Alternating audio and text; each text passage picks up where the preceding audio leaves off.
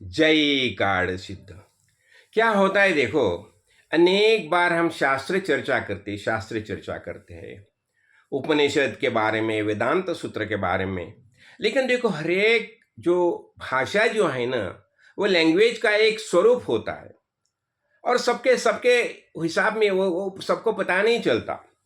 इसलिए हमने इसके पहले भी देखा है, वेद उदधि बिन गुरु लखय लागे लवण समान, बादर गुरु मुख द्वार है अमृत से अधिकान। यानी क्या होता है, जो शब्द जो है शब्द, उस शब्द का अर्थ हमें सदगुरु के मुख से ही सुनने की आवश्यकता होती है।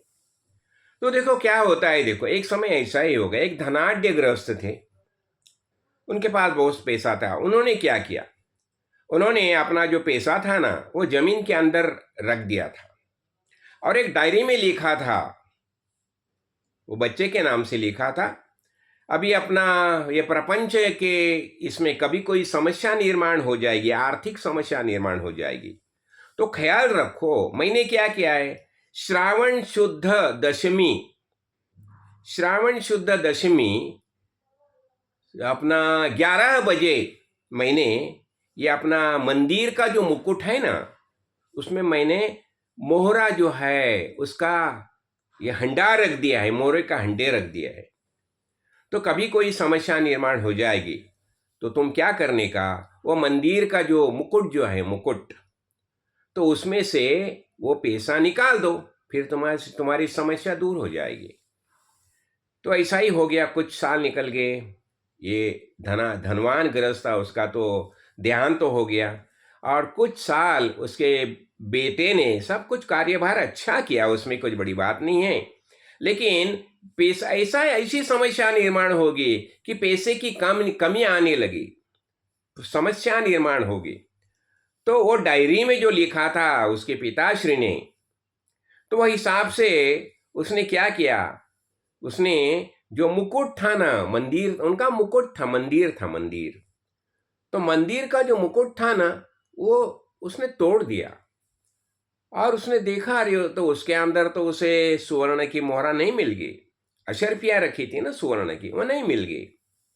फिर वो सोचने लगा, अरे ऐसा कैसा हो गया। फिर उसके पिताजी के एक मित्र थे, सीनियर मित्र थे।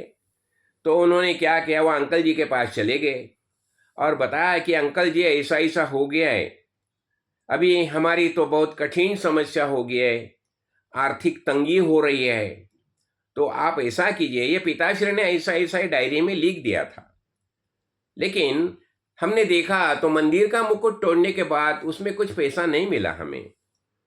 तो फिर वो अंकल जी ने बता दिया, तुम ऐसा कीजिए, अभी जो मंदिर का जो मुकुट है ना, जो वैसा जैसा था ना वैसा फिर बना दीजिए, मैं आता हूं और वह श्रावण शुद्ध दशमी के दिन मैं तुम्हारे घर में आ जाऊंगा। तो अंकल जी ने जैसा बताया, उसने वैसा वो मंदिर का जो मुकुट था ना, वो ऐसा के वैसा बना दिया और फिर वो श्रावण शुद्ध दशमी के दिन वह अंकल जी आ गए घर में। हाँ, तो आ गए, वो सुबह आ गए, तो उनका सब जलपान सब ये किया, उनका स्वागत किया और उसने बताया था ना 11 बजे का समय दिया था।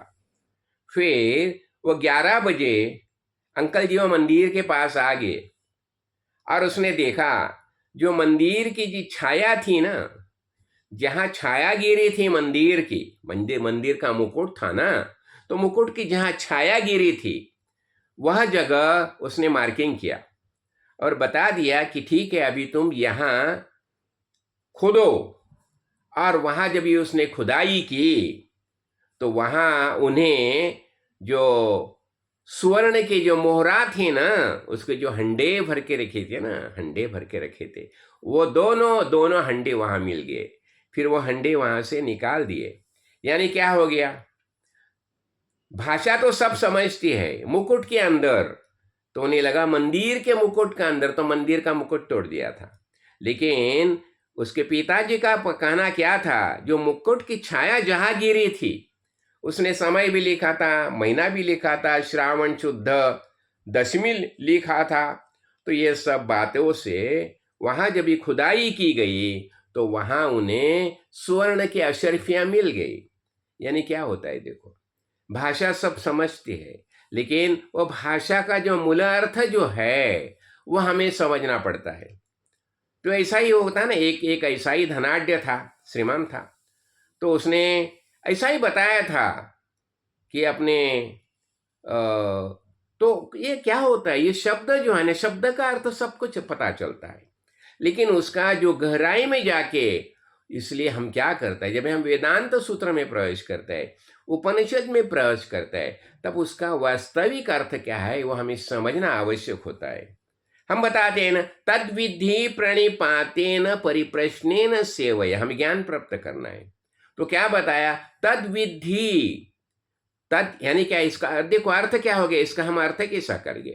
तद यानी वो स्वरूप का ज्ञान, विधि यानी जान लो, परिप्रश्नेन यानी सवाल पूछो, सदगुरु को सवाल पूछे, कुछ उसके आवश्यक सेवा करो, और प्रणिपत, प्रो यानी विशेष प्रकार अपना ये करना, नीलना, बैठना, हाँ, और उसकी तरफ देखना, ऐसा अपना जो आराध्य है उसके तरफ देख के हमें उनसे कृपा प्राप्त करनी पड़ती है। तो इसलिए जो अर्थ जो है, वास्तविक अर्थ है, वो हमें सदगुरु से, ज्ञानी महापुरुष से ही समझना आवश्यक होता है। आजकल अनेक गुरु बन गए हैं, लेकिन वो गुरु आत्मज्ञानी है या नहीं ये हमें देखना चाहिए। नहीं तो सब उपदेश करने वाले, प्रबोधन करने वाले बहुत हो गए हैं, लेकिन उसकी परंपरा क्या है वो भी हमें समझनी चाहिए। जैसे मैं बताता हूँ हमेशा, मेरे काड़ सिद्धेश्वर महाराज कहाँ से परंपरा है, आदिनाथ गुरु शिवशंकर से ये परंपरा है, और इसलिए उन्होंने जो मुझे ज्ञान बताया है मैं तृप्त हो गया हूँ। इसलिए मैं हमेशा बताता हूँ, मुझे और कहाँ जाने की जरूरत नहीं है। मुझे मम्मी ने इतना ऐसा दूध पिलाया है कि मैं तृप्त हूँ, तृप्त हो। मैं चाहता हूँ कि आप सब भी तृप्त होना चाहिए, इसलिए आत्मज्ञानी महापुरुष की शरण लीजिए। जय काड़ सिद्ध, जय काड़ सिद्ध।